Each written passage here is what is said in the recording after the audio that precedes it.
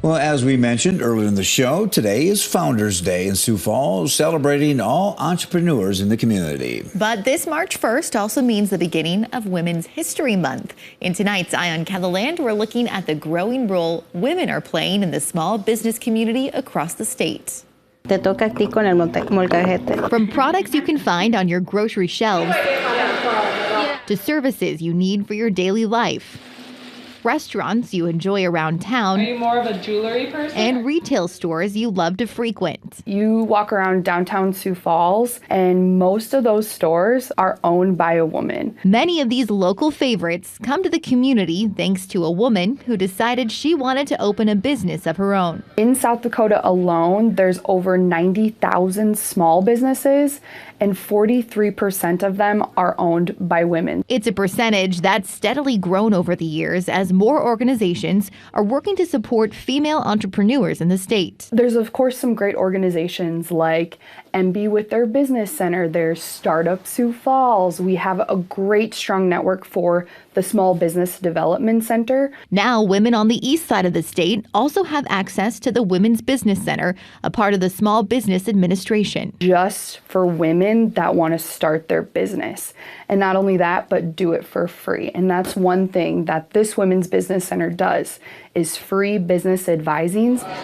Along with these professional organizations, female entrepreneurs are also building support for one another. It is very meaningful for us to be able to bring others along because I think we're stronger when we unite together. In her 10 years running the event company, so it'll say the header will be news.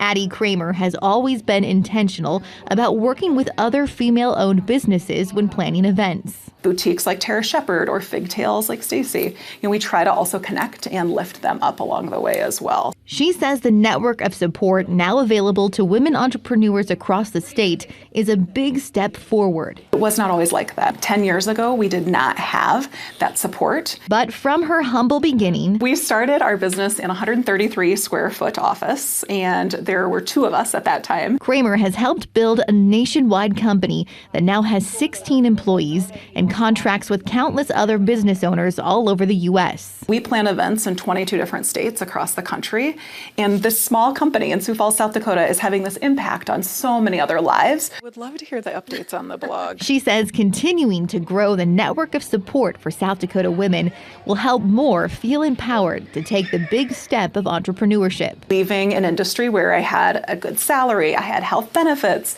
to just jumping out on my own, I think is of course scary for anybody. When they're doing this journey or starting their business by themselves, it can be very lonely. Whether they have a family, they have kids, and they're trying to run their business, that can be a lot. Hi! But leaning on the wisdom and experience of the women who have found success, I was able to have a family, attend my daughter's, piano practice, take her to sport, take her everything, and maintain my business same time. Is the key to helping more women turn their idea. How do I become a freelancer? That's an entrepreneur.